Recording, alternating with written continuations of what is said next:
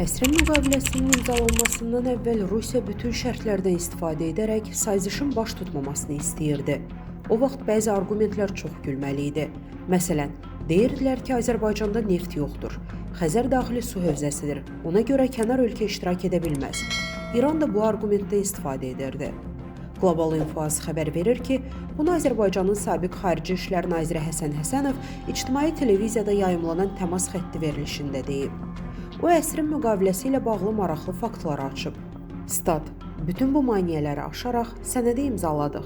Rusiyanın neft naziri rəyasət heyətində iştirak edirdi.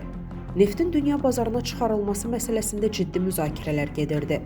Bir variant Rusiya vasitəsilə dünya bazarına çıxış idi. Digər variant isə sərbəst şəkildə Qara dənizdən çıxış idi.